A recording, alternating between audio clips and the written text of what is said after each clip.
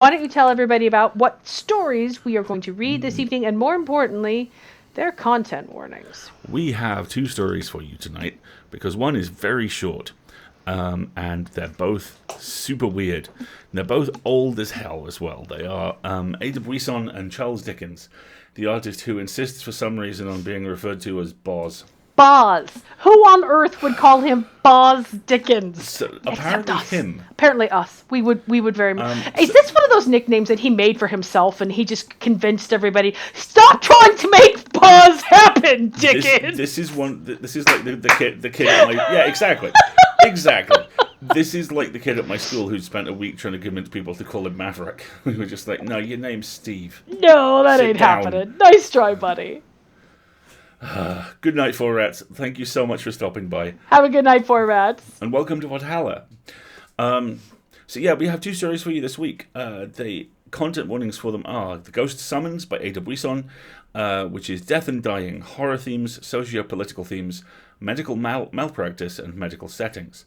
And The Christmas Goblins by Boz, death and dying, horror themes, and violence. Is the chat in my face? The chat is over your face. No! All right. Thank you. Thank you, everybody, for letting me know. I will fix the chat. It is on my face. Nobody talk. No. Go ahead. Talk. It's fine. Talk. No. Not going to say that. Not going to say that. We're just going to move on. Okay. Story time.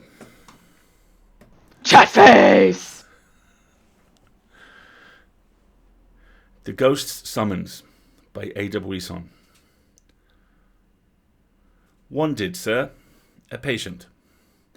It was in the early days of my professional career, when patients were scarce and fees scarcer, and though I was in the act of sitting down to my chop and had promised myself a glass of steaming punch afterwards in honour of the Christmas season, I hurried instantly into my surgery.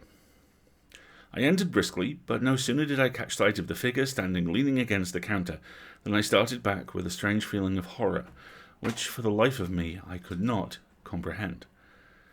Never shall I forget the ghastliness of that face.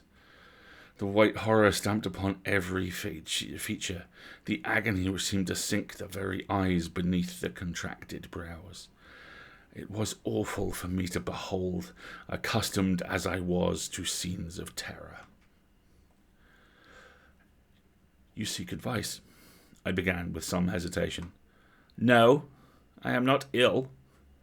You require that. Hush! He interrupted, approaching more nearly and dropping his already low murmur to a mere whisper. I believe you are not rich. Would you be willing to earn £1,000? £1,000? Big money. His words seemed to burn my very ears. I should be thankful if I could do so honestly, I replied with dignity. What is the service required of me? Welcome, Beastrogen. We've literally just started. Perfect timing. A peculiar look of intense horror passed over the white face before me, but the blue-black lips answered firmly. To attend a deathbed. £1,000 to attend a deathbed? Where am I to go then? Whose is it? Mine. The voice in which this was said sounded so hollow and distant that involuntarily I shrank back. Yours? What nonsense! You are not a dying man. Sus. You are pale, but you appear perfectly healthy. You... Hush! He interrupted. I know all this.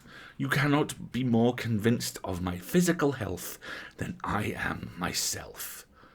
Yet I know that before the clock tolls the first hour after midnight, I shall be a dead man. Dun dun dun. But he shuddered slightly, but stretching out his hand commandingly motioned me to be silent. I am but too well informed of what I affirm, he said quietly. I have received a mysterious summons from the dead.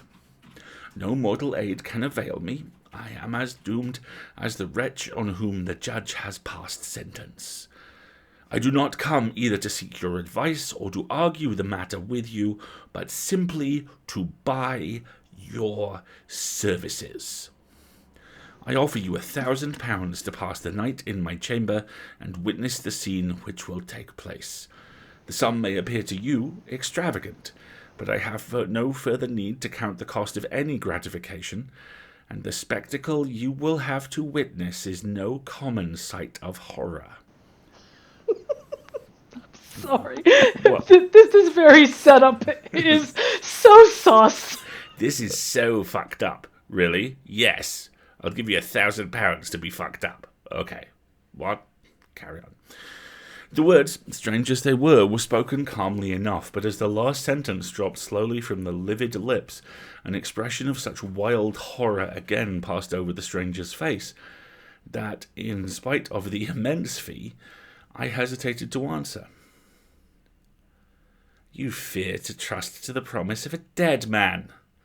See here and be convinced, he exclaimed eagerly. In the next instant, on the counter between us lay a parchment document, and following the indication of that white, muscular hand, I read the words, "And to Mr. Frederick Keed of 14 High Street, Alton, I bequeath the sum of £1,000 for certain services rendered to me."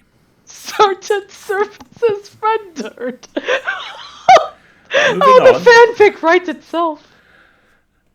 I have had that will drawn up within the last 24 hours, and I signed it 1 hour ago in the presence of competent witnesses.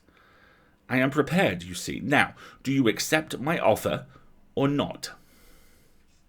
My answer was to walk across the room and take down my hat, and then lock the door of the surgery communicating with the house.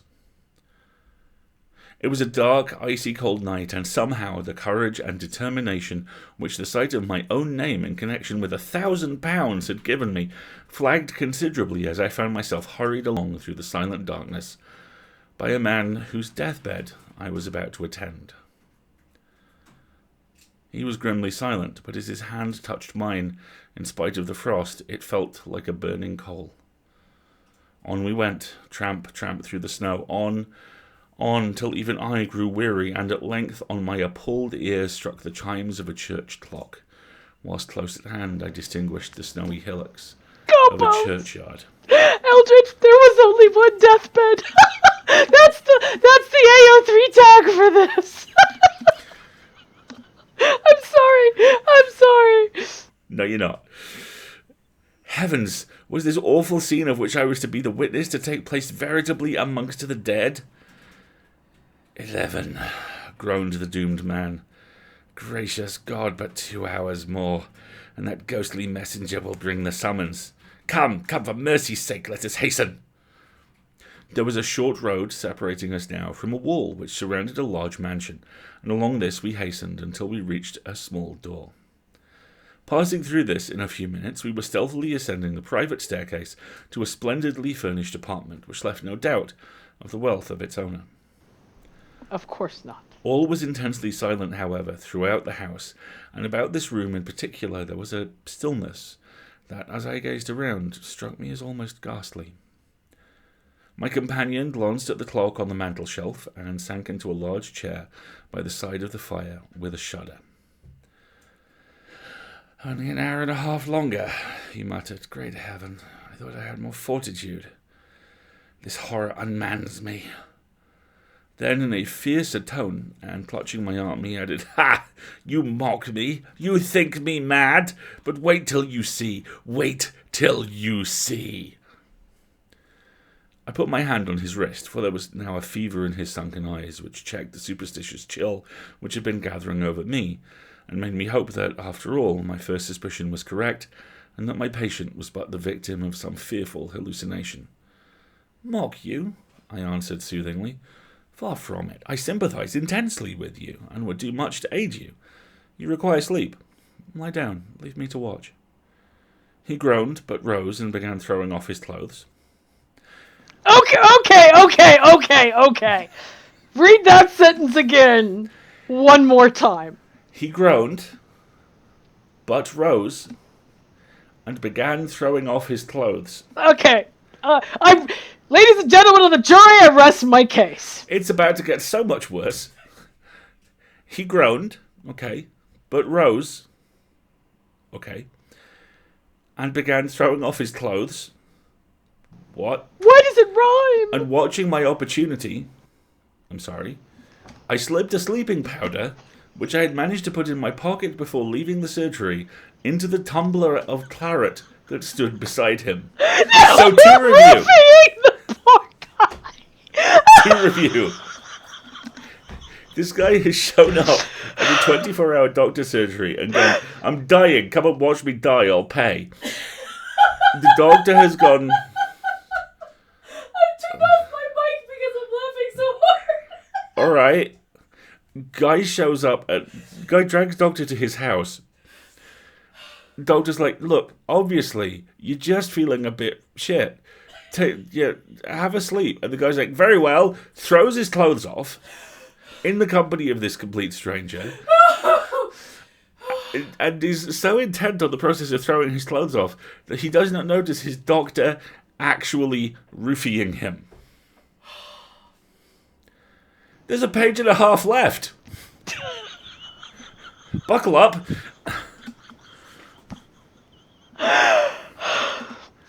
I swear this is a Victorian horror story. Who is this author? What's her name? Ada? Oh my god, Ada Buisson. I have to read everything she ever wrote. This is brilliant. He groaned, but rose and began throwing off his clothes, and watching my opportunity, I slipped a sleeping powder, which I had managed to put in my pocket before leaving the surgery, into the tumbler of claret that stood before him. The more I saw, the more I felt convinced that it was the nervous system of my patient which required my attention. And it was with sincere satisfaction... We were doing so well. It's like a whole half sentence. The nervous center of my...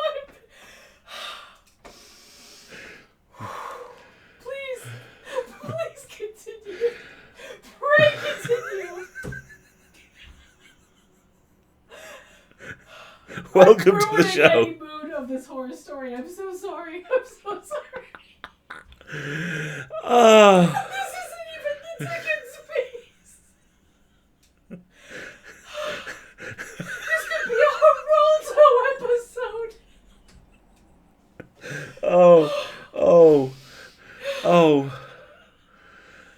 Oh, the Victorians made their own fun, didn't they? Oh my.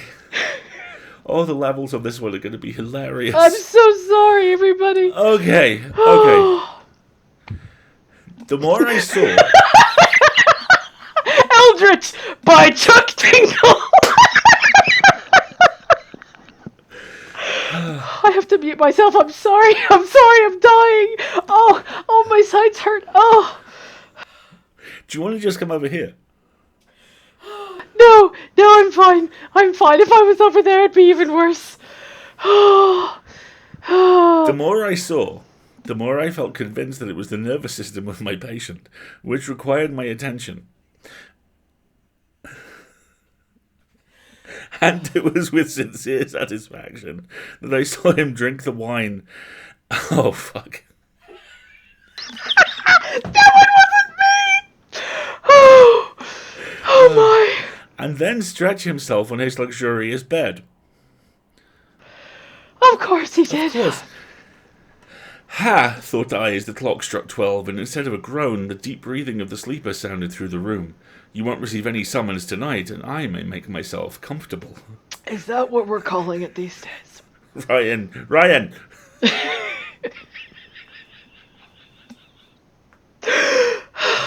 Oh, this is wonderful. Loving this.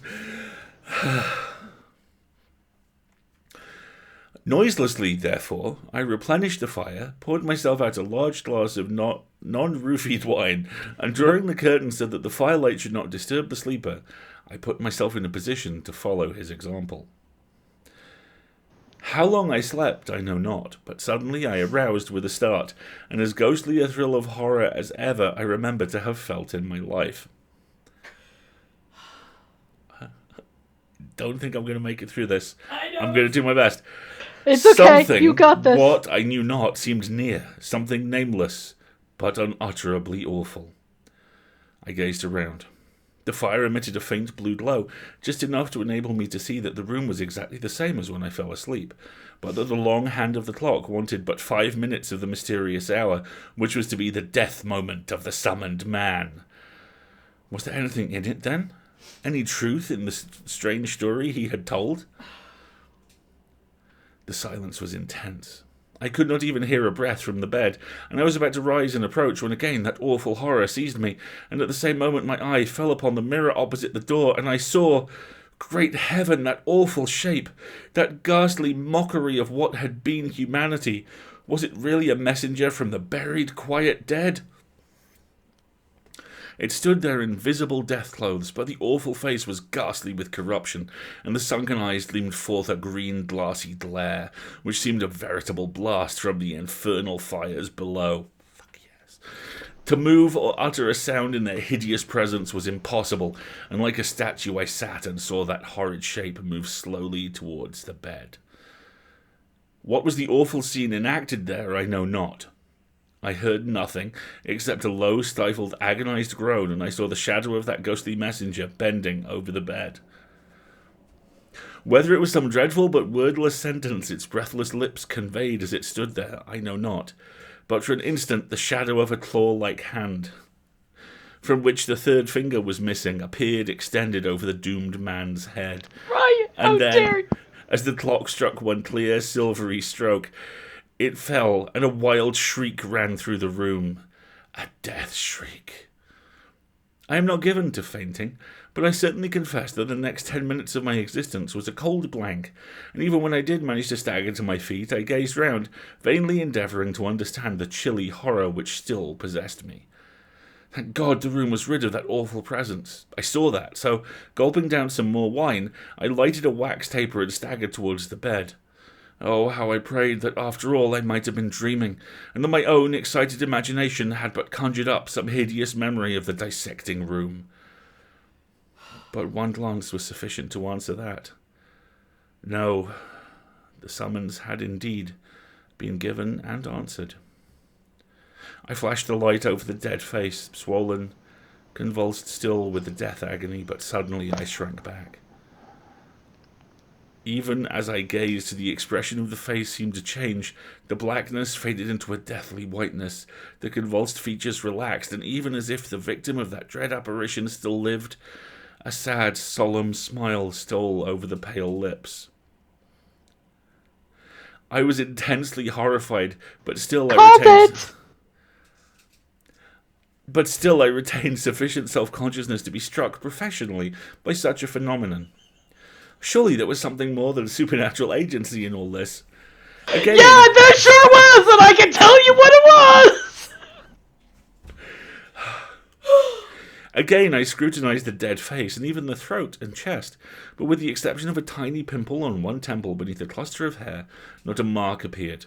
To look at the corpse, one would have believed that this man had indeed died by the visitation of God, peacefully, while sleeping. How long I stood there I know not, but time enough to gather my scattered senses and to reflect that, all things considered, my own position would be very unpleasant if I was found this unexpectedly in the room of the mysteriously dead man. I'd just like to remind you, our hero is a doctor, and presumably found his education at the bottom of a cereal packet. And he died smiling! So as noiselessly as I could, I made my way out of the house. No one met me on the private staircase. The little door opening into the road was easily unfastened, and thankful indeed was I to feel again the fresh wintry air as I hurried along that road by the churchyard. There was a magnificent funeral soon in that church, and it was said that the young widow of the buried man was inconsolable, and that rumours got abroad of a horrible apparition which had been seen on the night of the death. And it was whispered the young widow was terrified and insistent upon leaving her splendid mansion. I too was mystified by the whole affair to risk my I was too mystified with the whole affair to risk my reputation by saying what I knew. Sure, and I should have allowed my share in it to remain forever buried in oblivion, had I not suddenly heard that the widow, objecting to many of the legacies in the last will of her husband, intended to dispute it on the score of insanity. And then there gradually arose the rumour of his belief in having received a mysterious summons. On this I went to the lawyer and sent a message to the lady that, as the last person who had attended her husband, I undertook to prove his sanity, and I besought her to grant me an interview, in which I would relate as strange and horrible a story as ever she had heard. The same evening, I received an invitation to go to the mansion. I was ushered immediately into a splendid room, and there, standing before the fire, was the most dazzlingly beautiful young creature I had ever seen. I am made of questions. Okay, I am made of... wow. You've gone from bumbling idiot to making a fast buck to a creeper. Ooh. She was very small, but exquisitely made. Had it not been for the dignity of her carriage, I should have believed her a mere child. With a stately bow, she advanced, but did not speak. Ew.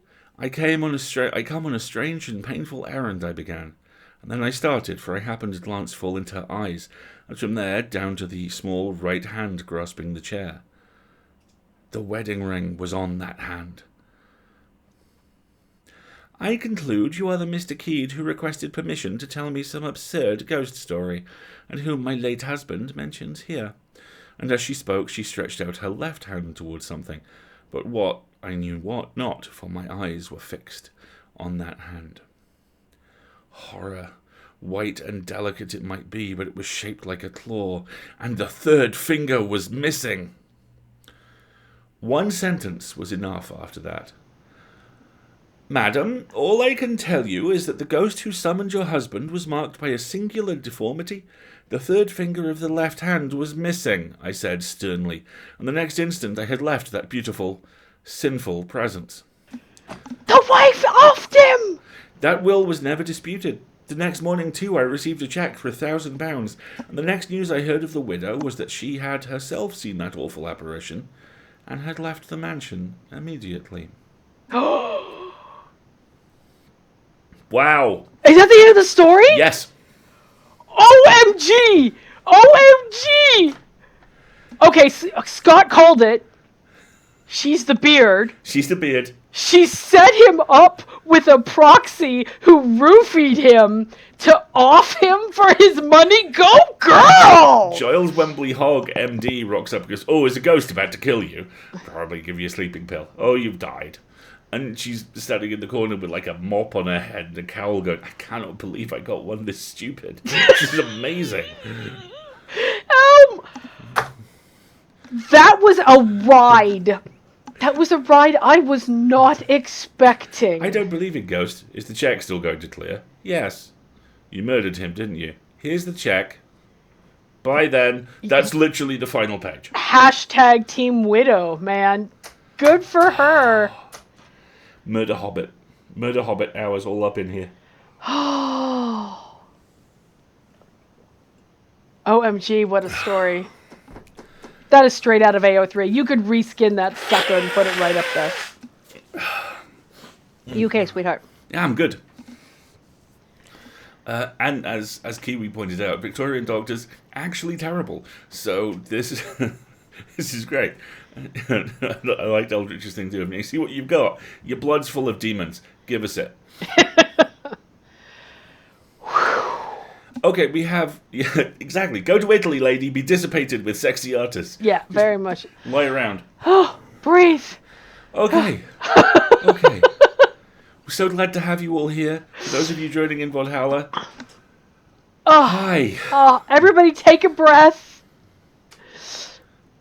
Oh, it's okay, Kiwi. By all means, fall asleep if you need to. Kiwi, Valhalla will wait with you. Exactly. Kiwi Congratulations on registering with the Tempo Agency. Good job. But get some more sleep, by all means. Kiwi and everybody. There is no minimum bar of engagement here. Triffid, you have to find out. She did it. The widow did it. Definitely go and catch up on the VOD when you get a second. The ending of the story is it's a ride.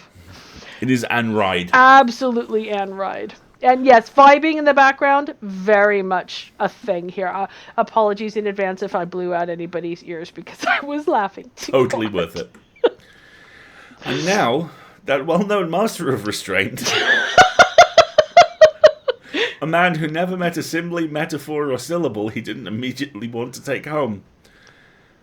Charles Bozzy Boz and the Funky Bunch Dickens. With the Christmas Goblins.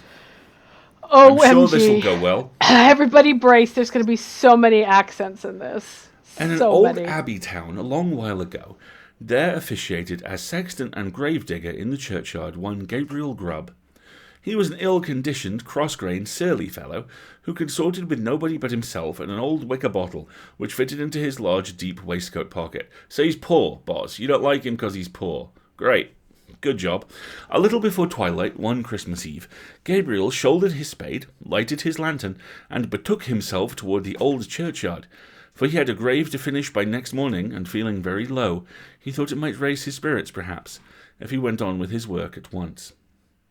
He strode along until he turned into the dark lane which led to the churchyard, a nice, gloomy, mournful place, into which the townspeople did not care to go, except in broad daylight.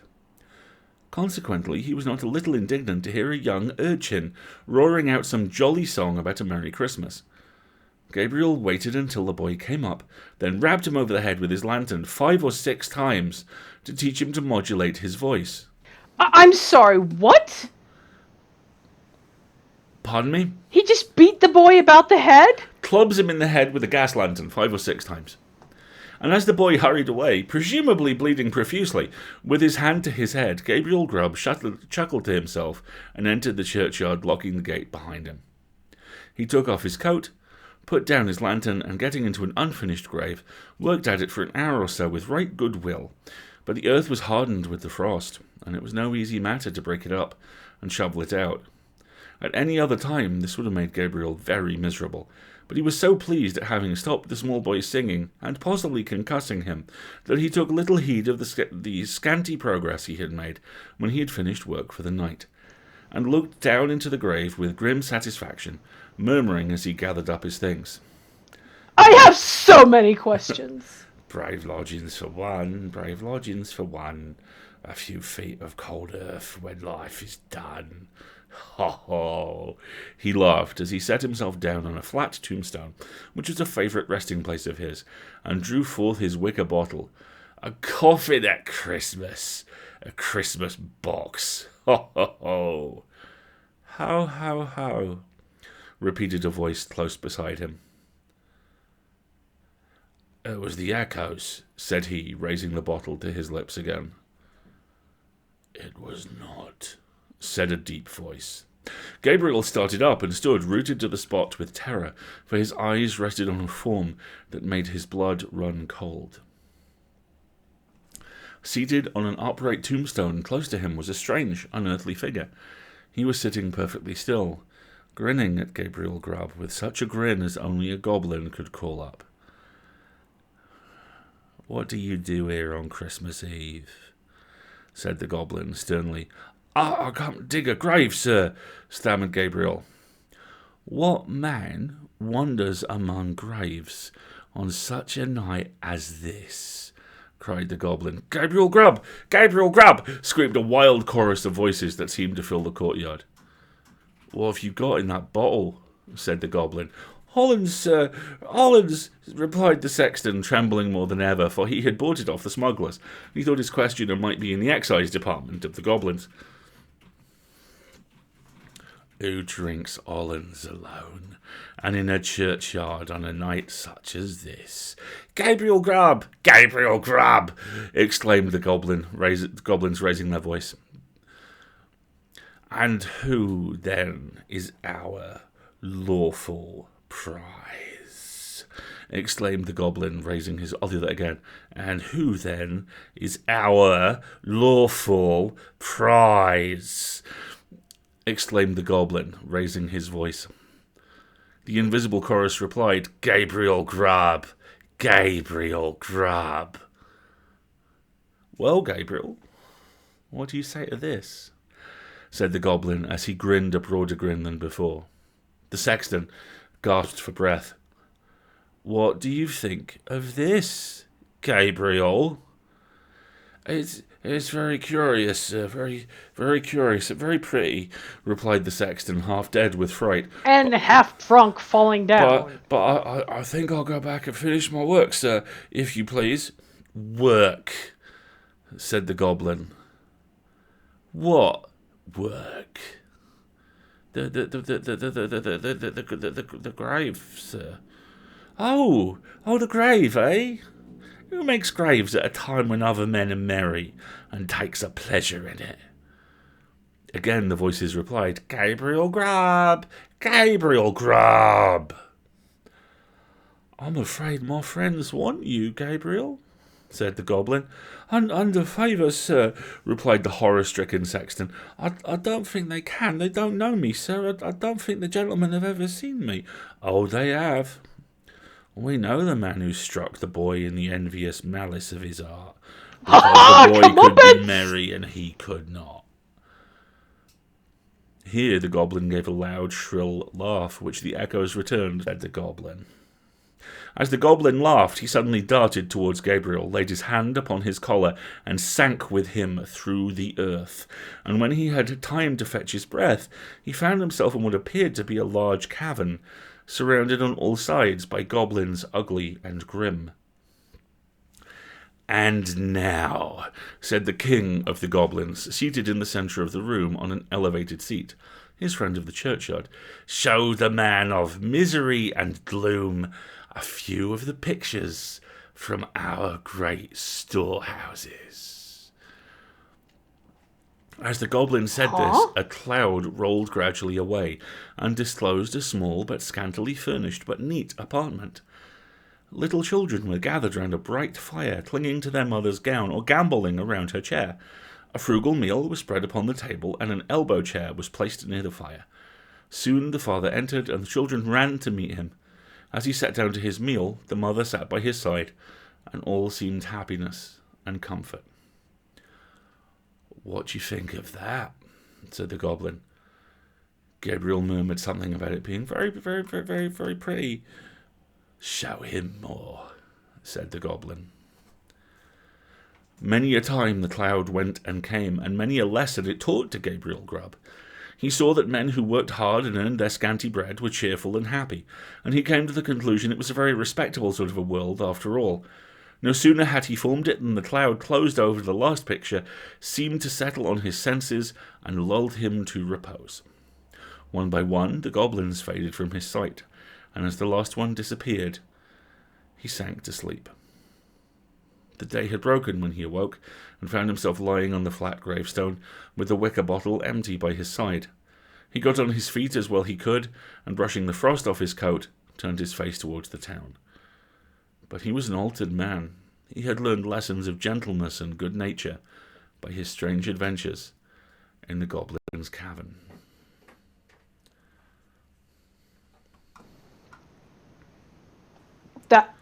That's it. That was weird.